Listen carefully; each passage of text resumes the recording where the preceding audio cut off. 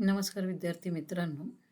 केमिस्ट्रीचा तिसरा chapter engineering materials आपण बघत आहोत. त्याचा हा दुसरा भाग आहे. सेकंड पॉइंट जो आहे इंजिनिअरिंग मटेरियलमध्ये तो आहे varnish. Varnish it is a solution of natural of synthetic resin in drying oil or volatile solvent. एक तर त्याच्यामध्ये ड्राईंग ऑइल्स असतात किंवा व्होलेटाईल सॉल्व्हंट असतात. त्या बेसवर वर्निशचे 2 टाईप्स आहेत किंवा त्याच्यामध्ये एक थिनर पण असू शकतं, म्हणजेच ते व्होलेटाईल सॉल्व्हंट असतं.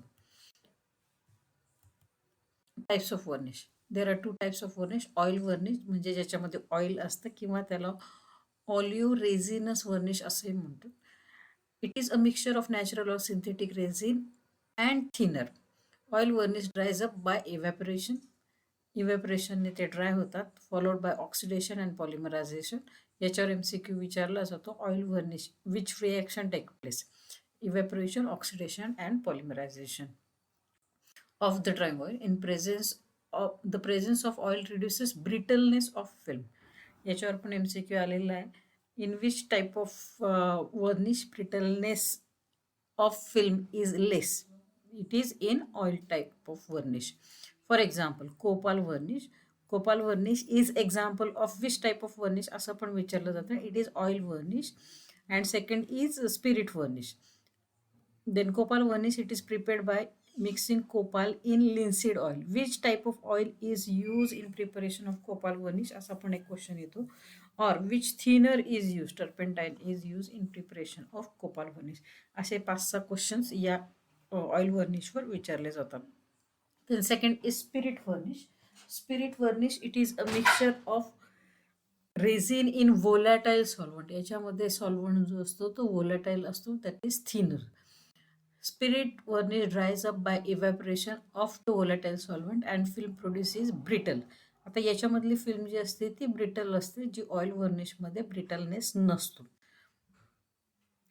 Then to avoid the brittleness of film, small amount of plasticizer is added in spirit varnish. This is shellac varnish. Diagram बघू शकता तुम्ही.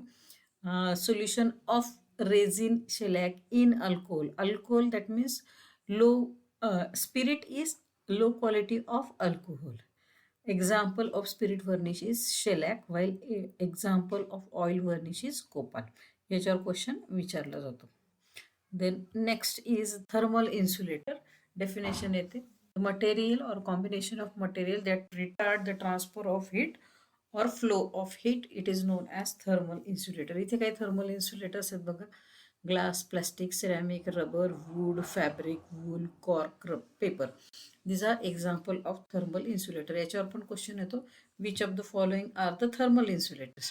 Then next is characteristics of good thermal insulator. चांगलं थर्मल इन्सुलेटर कसं असायला पाहिजे, त्याच्या या काही कॅरेक्टरिस्टिक्स दिल्या. याच्यावर MCQ या पद्धतीने होतं. Which of the following are the characteristics of good thermal insulator? Low thermal conductivity, chemically inert, different working temperature, it should be fireproof, withstand the load, म्हणजे लोड कॅरी केला पाहिजे त्याने. त्याच्यानंतर it should be odourless, low density, वजनाने हलका असलं पाहिजे. It should be waterproof. Then next is classification of thermal insulator. It is very important part. याच्यावर बऱ्यापैकी क्वेश्चन्स आलेले आहेत आतापर्यंत. Classification of thermal insulator. 2 classes, organic thermal insulator and inorganic thermal insulator. Organic thermal insulator temperature महत्वाचं आहे. It is suitable up to 150 degree Celsius. 150 degree Celsius पर्यंत तुम्ही वापरू शकता. That is organic thermal insulator. For example thermocol, त्याच्यानंतर polyurethane, foam, wool, cotton, paper, charcoal powder, sawdust म्हणजे लाकडाचा भुसा, coke powder, rubber. These are the example of organic thermal insulator जे तुम्ही लो टेम्परेचरला वापरू शकता. Then inorganic thermal insulators are use or suitable above 150 degree Celsius. For example mineral wool, calcium silicate, glass wool. Glass wool example खूप वेळा विचारलं गेलं आहे. Porous silica, refractory, insulating bricks, asbestos paper, asbestos fibers. These are the example of inorganic thermal insulator. याच्यावर similar type of question येऊ शकतो की inorganic thermal insulator कुठले आहेत, किंवा asbestos which type of insulator, whether it is organic or inorganic. आता organic मधला एक आणि इनऑर्गॅनिक मधले एक एक एक्झाम्पल आपण बघणार आहे. इनऑर्गॅनिकचं जे एक्झाम्पल आहे glass wool, it is prepared from the fibres of glass. इकडे बघा, हे ग्लासचे फायबर्स तयार केलेले आहेत. व्हाईट आणि साधारण आयव्हरी कलरमध्ये ग्लास वूल अवेलेबल असतं. The glass fibers are prepared from molten glass, flows into cylindrical container having small holes. जसं कॉटन कॅन्डी तयार केली जाते किंवा बुड्डी के बाल तयार केल्या जातात, त्या पद्धतीनेच ग्लास वूलचं प्रिपरेशन होतं. ग्लास मेल्ट केला जातो, तो एका रिव्हॉल्विंग ड्रमवर टाकला जातो, त्याचे फायबर्स जे आहेत ते, आणि ते फायबर्स थंड झाल्यानंतर वूल लाईक मटेरियल तयार होतं, that is known as glass wool. नाव properties of glass wool. Glass वूलच्या प्रॉपर्टीज काय काय आहेत बघा. Extremely low thermal conductivity. Naturally ते थर्मल इन्सुलेटर आहे, म्हणजे थर्मल कंडक्टिव्हिटी त्याची लो असणार आहे. It is chemically inert, non corrosive, highly resistant to moisture, good tensile strength. ही त्याची सगळ्यात इम्पॉर्टंट प्रॉपर्टी आहे. ग्लास वूलची टेन्साईल स्ट्रेंथ ही सगळ्यात जास्त असते. That means it is 8 times more than steel. स्टीलपेक्षा 8 पटीने त्याची टेन्साईल स्ट्रेंथ जास्त असते. It is fireproof, having low density. Applications.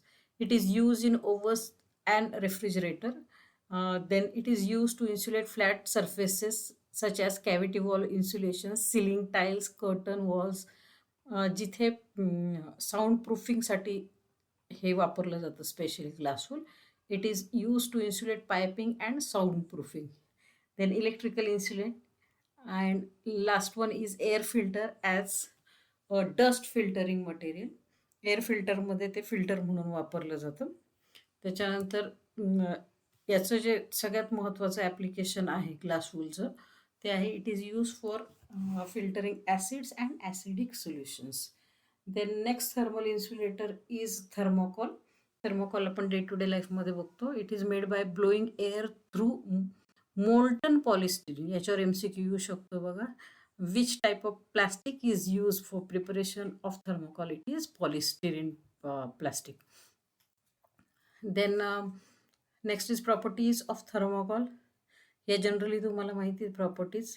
Low thermal conductivity, it is light in weight, shock proof, chemically inert, low electrical conductivity, density is low, quite strong and tough. ही त्याची important property आहे. Then spongy porous foam like structure and it can be cut easily. Then next is it is highly resistant to moisture and it has good tensile strength. ही पण त्याची महत्त्वाची property आहे की त्याची लोड कॅरिंग कॅपॅसिटी जी आहे ती जास्त असते. Applications of thermocol. It is use in industrial refrigeration, cold storage, cool rooms, domestic refrigerator and air conditioning. याच्यावर पण क्वेश्चन येतो. Then it is use in building ceilings, false ceiling roofs, wall floors, door partition, cemented water tanks. It is use in cinema hall. हे sound प्रूफिंगसाठी cinema हॉलमध्ये, factories, offices. It is use for packing delicate equipment like electronic goods, जसं TV असेल, refrigerator असेल किंवा electronics instruments असतील तर त्याच्यासाठी पॅकेजिंगसाठी किंवा ग्लासवेअरच्या पॅकेजिंगसाठी पण थर्मोकॉल वापरलं जातं. It is use for decoration and also for sound proofing. This is all about thermal insulator. पुढच्या लेक्चरमध्ये आपण नेक्स्ट इंजिनिअरिंग मटेरियल बघणार आहोत. थँक्यू.